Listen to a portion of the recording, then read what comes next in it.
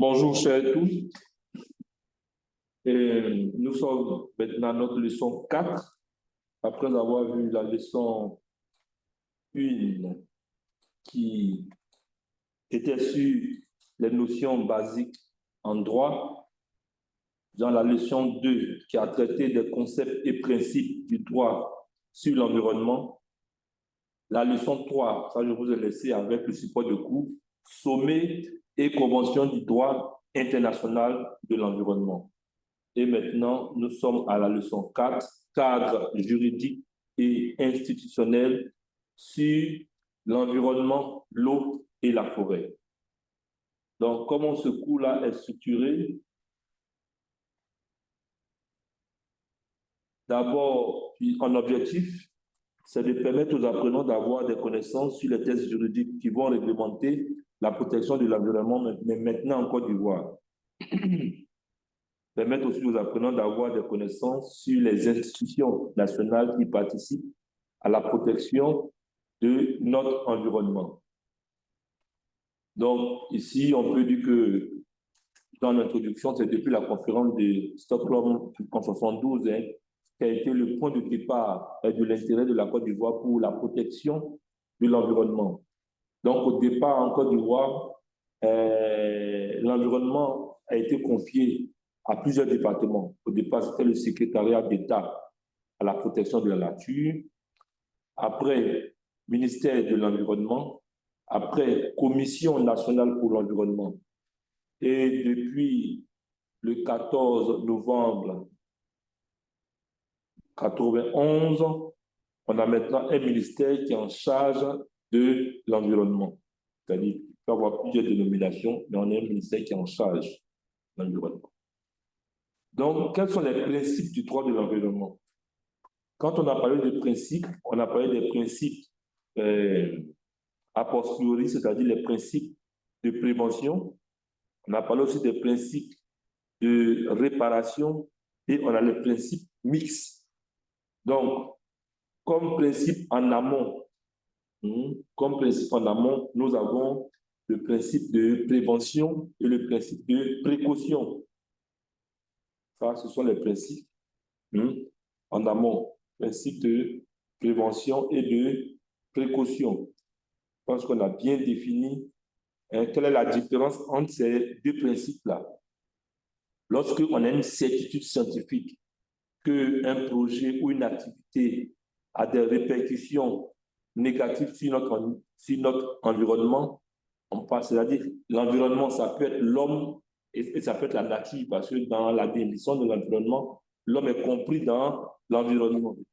Donc, lorsqu'une activité a des répercussions néfastes sur l'environnement, on va parler, et que c'est avéré scientifiquement, ici, on va énoncer le principe de prévention. Lorsqu'on n'est pas sûr, on a une situation, donc on va parler ici du principe de précaution. Et entre ces deux principes-là, c'est-à-dire après avoir constaté la dégradation, c'est-à-dire on a le principe en aval, on a le principe du pollueur-payeur.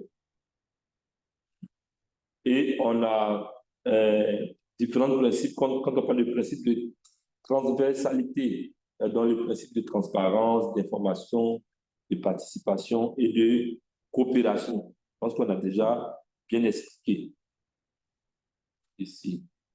Donc on revient un peu sur quelques explications.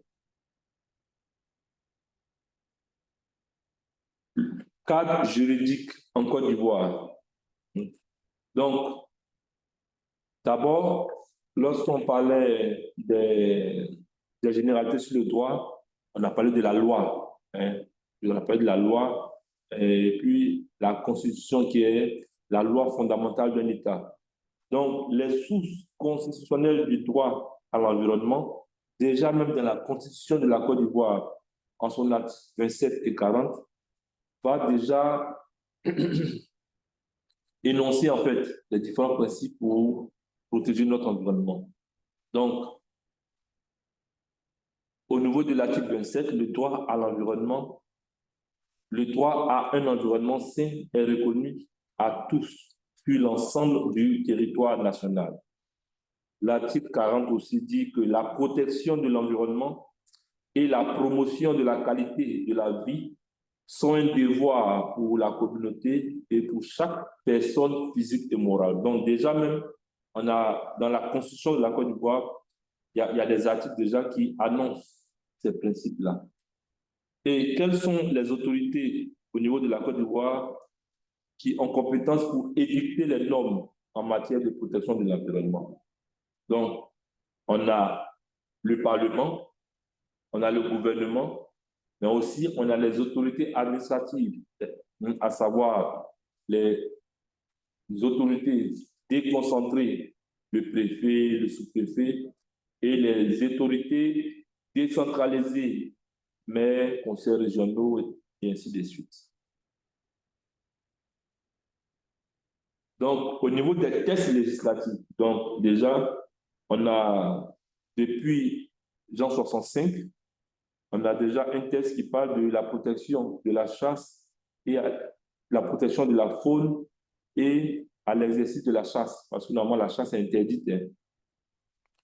On a aussi le code Jean Forestier de 65 qui a été révisé en 2014, mais je pense qu'il y a un nouveau code encore pour 2021. On a aussi le code, la loi portant protection de la santé publique et de l'environnement contre les effets des déchets toxiques et nucléaires et des substances nocives. Donc ça, ce sont les premiers textes, puis les premiers textes au niveau de la Côte d'Ivoire. Donc, au niveau des textes réglementaires, ici, ça, c'est les lois.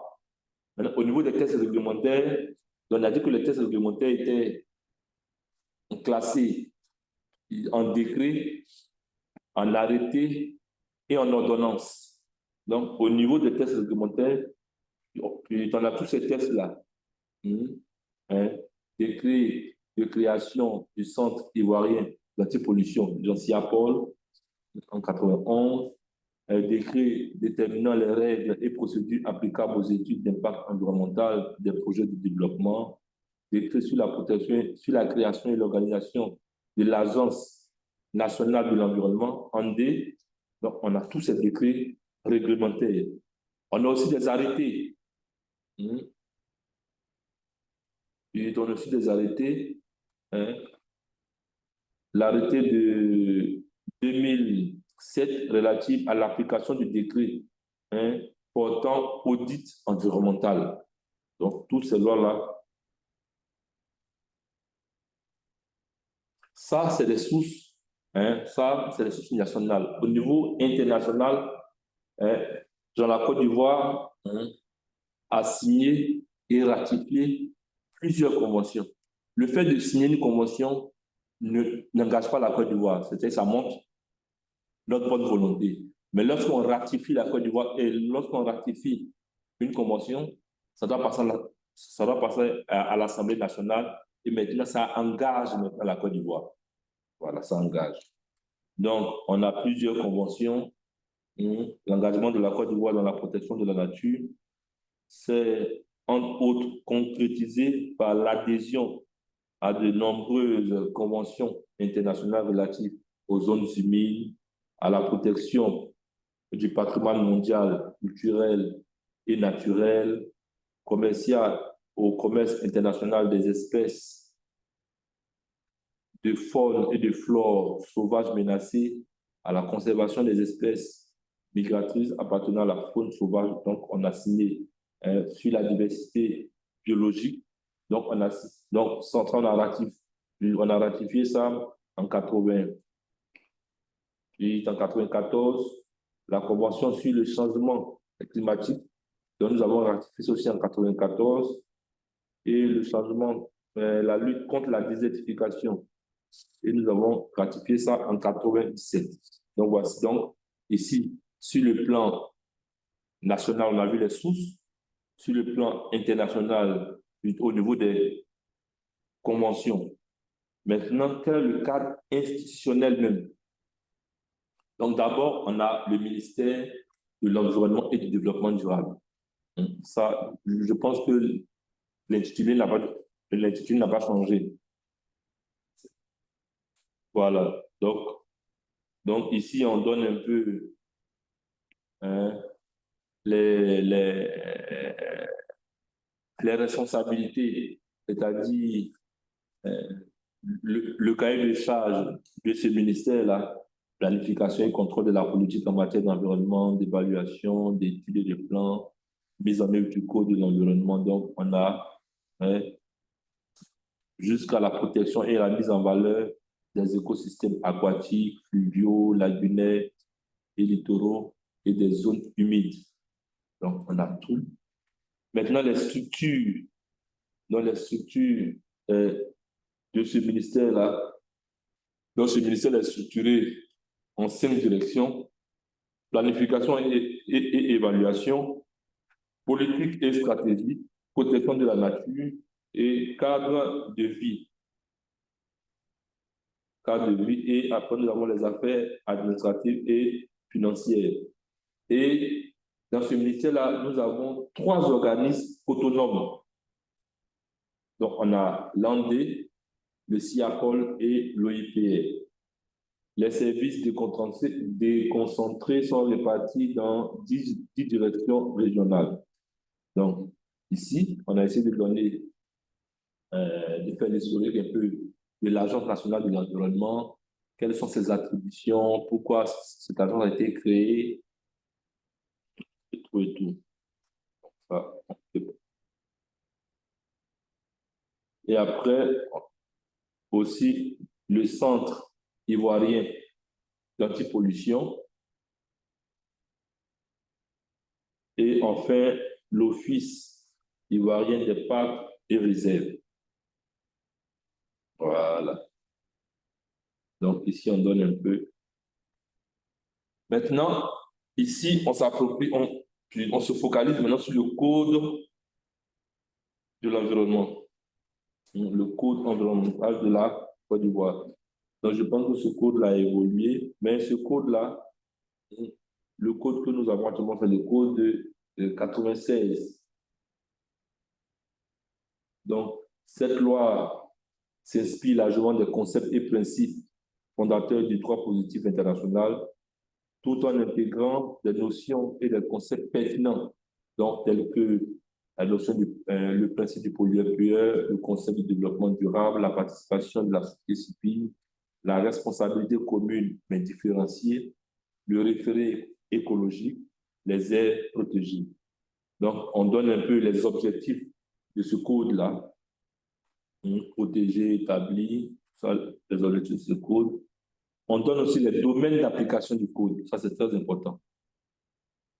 Donc, la présente loi s'applique à toutes les formes de pollution susceptibles de provoquer une altération de la composition et de la consistance des couches atmosphériques avec des conséquences dommageables pour la santé des êtres vivants, la production, les biens et l'équilibre des écosystèmes. Aussi bien en environnement naturel qu'en environnement humain. Donc, sous cette disposition-là, on va prendre en compte tout ce qui est installation classée telle que définie dans la nomenclature, installation exploitée, déversement d'eau. Voilà. Donc, ici, on définit un peu la pollution et on donne la structuration du code. Donc, le code même de l'environnement est structuré, je pense, en 4 titres. Donc, il y a 4 titres. Le premier titre, définition, objectif et domaine d'application, qui comprend 9 articles. Donc, le chapitre 1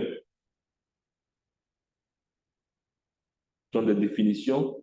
Le chapitre 2, avec 2 articles, avec l'article 2 qui donne les objectifs. Et le chapitre 3, domaine d'application, qui parle de l'article 3 à l'article 9. Au niveau du second titre, c'est le titre sur l'environnement. C'est composé de 23 articles et 23 articles et 2 chapitres. Dans le chapitre 1, environnement naturel, et le chapitre 2, environnement humain. Donc, on fait la différence entre l'environnement naturel et l'environnement humain. Au niveau de l'environnement naturel, il y a 4 sections: le sol et le sous-sol, les ressources en eau et les eaux maritimes, la diversité biologique et l'air. Et au niveau du titre 3, les objectifs de l'État et des collectivités locales, on prend 39 articles avec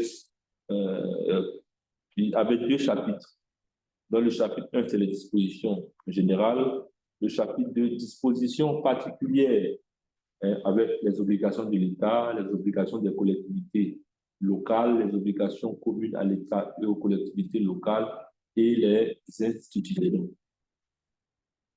Et enfin, on a le titre 4, dispositions préventives et dispositions pénales.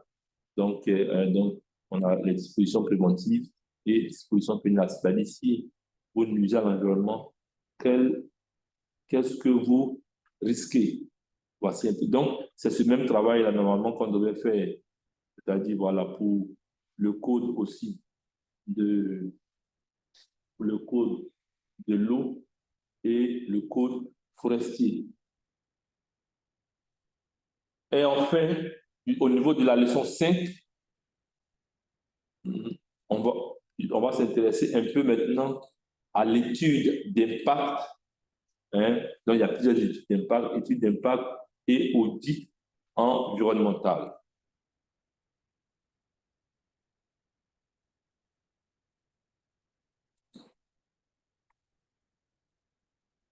Donc, au niveau de... Donc, ici, l'objectif est de comprendre l'utilité d'abord des études d'impact environnemental et des audits aussi, et de décrire les modalités d'exécution et les procédures de ces différentes études-là. Donc, ici, on est depuis la conférence des Nations Unies à Rio, en 92, la Côte d'Ivoire inscrit comme l'une des grandes priorités la protection de l'environnement dans sa politique.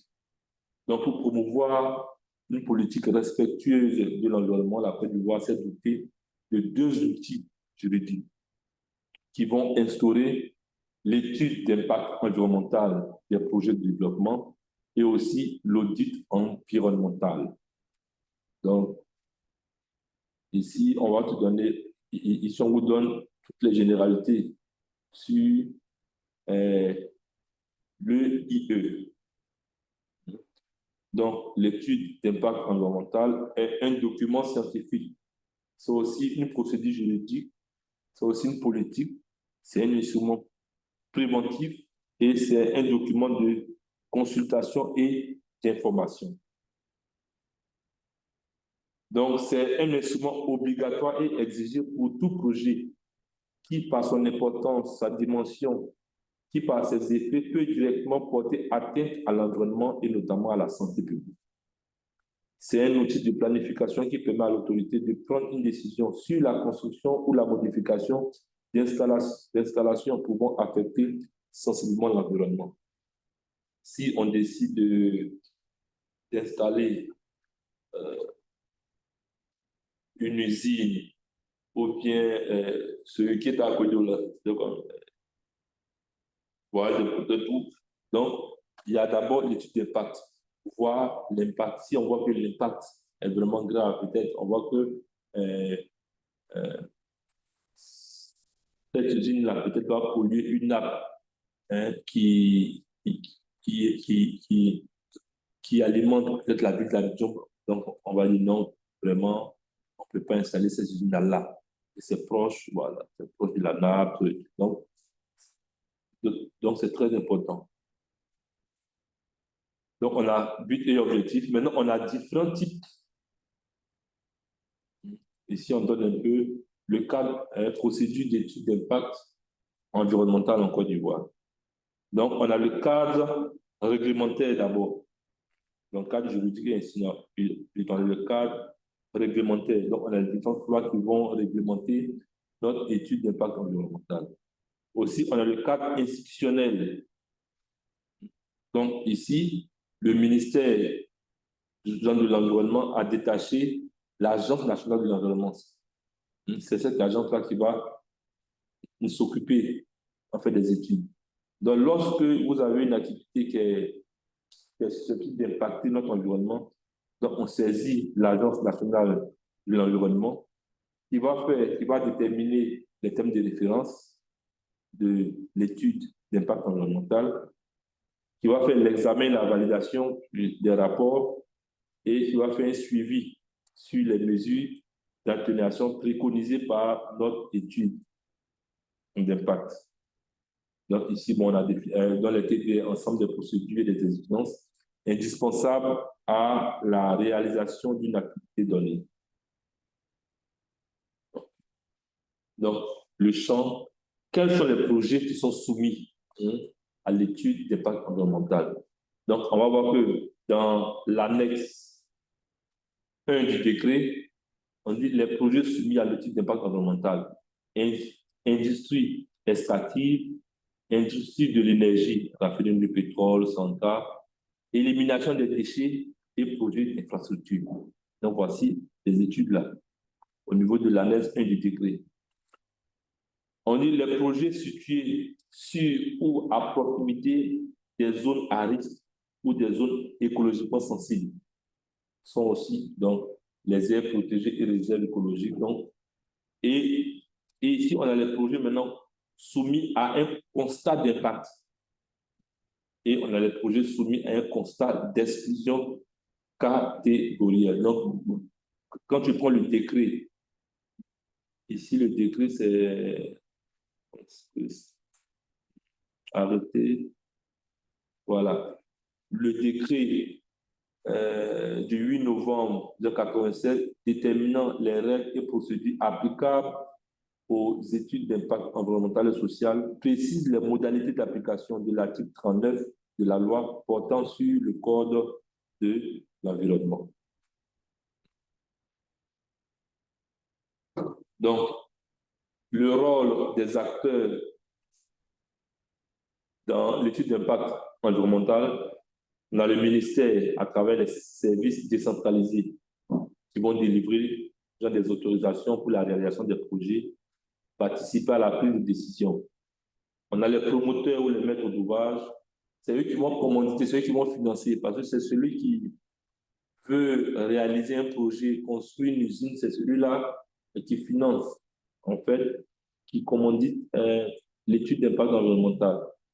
Donc, responsable de sa qualité et a recours à un bureau d'études qui doit être agréé par le ministère.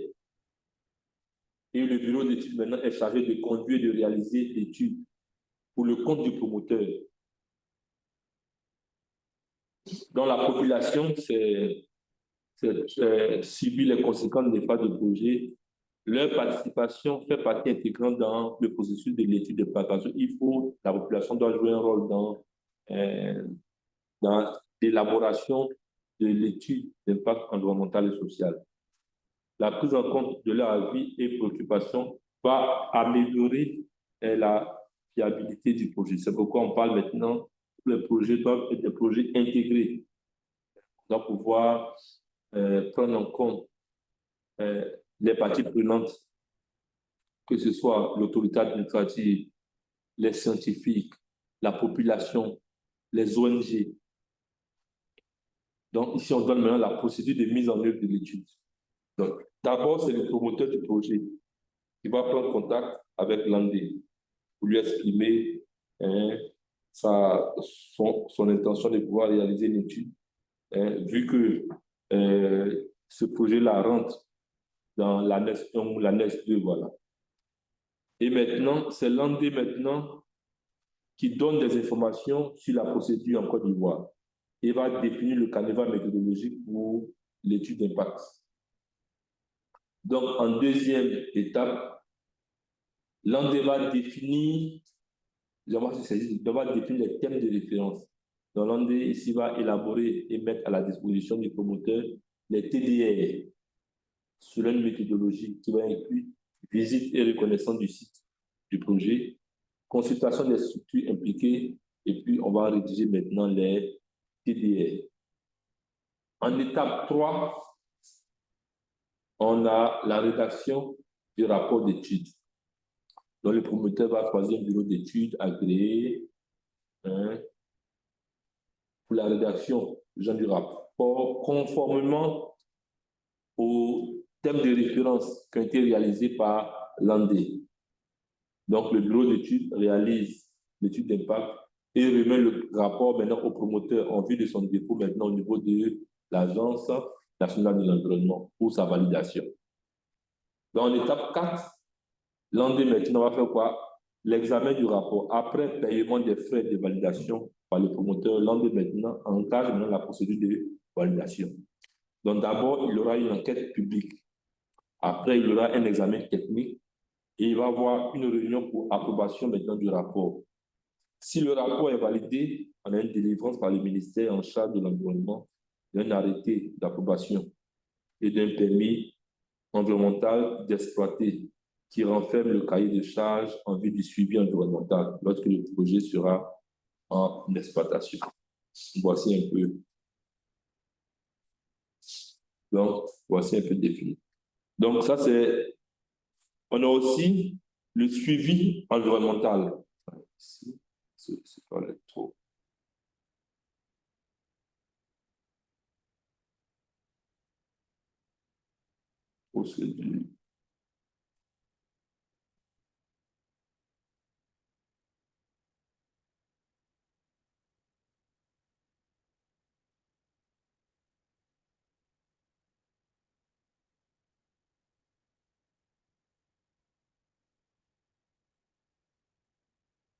On a aussi le suivi environnemental aussi.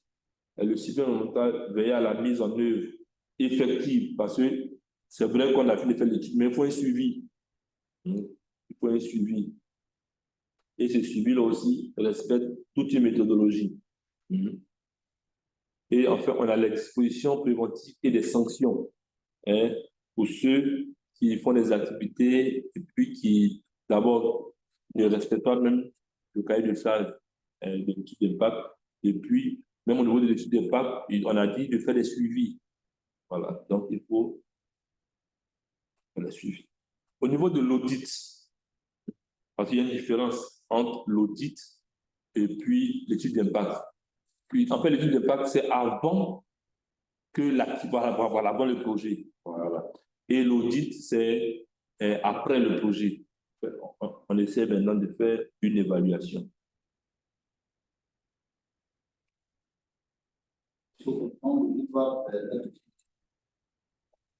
De contrôler, voilà, parce qu'on va dire peut-être que cette habitude-là pour faire l'audit chaque 2 ans. Voilà, c'est défini dans l'étude d'impact. On dit pour cette habitude-là, il faut auditer peut-être chaque 2 ans. Et on va donner les conditions aussi. Donc ici, l'audit doit se faire en rapport référentiel, tout et tout. Bon. L'objectif visé par l'audit peut porter sur la conformité des activités de l'entreprise aux exigences légales et réglementaires, à l'efficacité de sa gestion environnementale ou la vérification de son rapport environnemental. Donc, on a ce qu'on appelle l'audit de conformité environnementale. Est-ce que votre activité là est vraiment conforme à ce que vous avez dit déjà? Voilà, ce que vous avez déclaré.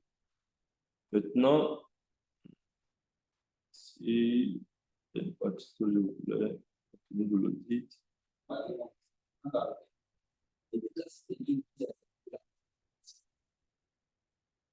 Voilà. Parce qu'on a, bon, ça c'est le cas de on a différentes études en fait qui soient soumises à l'audit. On a l'audit environnemental de substitution. C'est-à-dire, ça c'est lorsque on n'a pas fait d'étude d'impact environnemental. Donc, on fait l'audit environnemental de substitution. On a aussi l'étude de prescription technique environnementale d'activité. Ça, c'est lorsque vous avez commencé l'activité, puis vous modifiez en fait le procédé. Donc ça, on a fait une étude de prescription technique.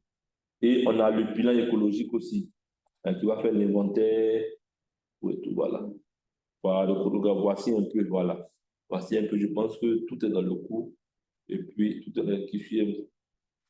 Ah, Tchadengra qui est... Allô? Oui, je suis là, professeur. Oui, mais toi, tu viens d'arriver.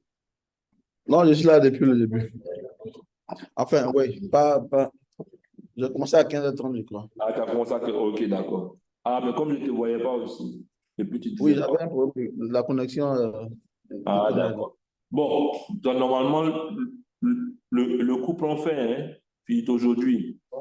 Donc, bon, j'essaie un peu pour rappeler, là, comme ça, si vous, vous causez de vous. Donc, on a vu, en fait, la première leçon, euh, tout ce qui est notion basique sur le droit, hein, pourquoi on parle de règles de droit, tout. Donc, et la deuxième leçon a porté sur les concepts et principes du droit de l'environnement. Donc, on a parlé des grands concepts comme le développement durable, la responsabilité commune, mais différenciée, euh, comme le patrimoine,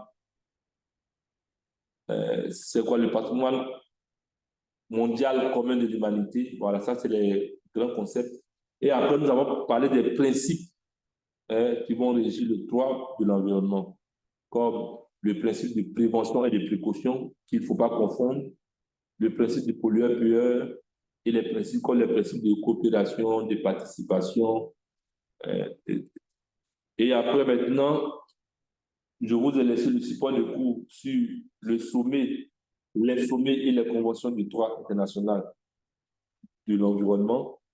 Et aujourd'hui, nous avons vu euh, tout ce qui est cadre juridique et institutionnel sur l'environnement, l'eau et la forêt. Et en dernière leçon, nous avons vu l'audit, les études, c'est-à-dire procédures, les outils, les études d'impact environnemental et les études d'audit aussi environnemental.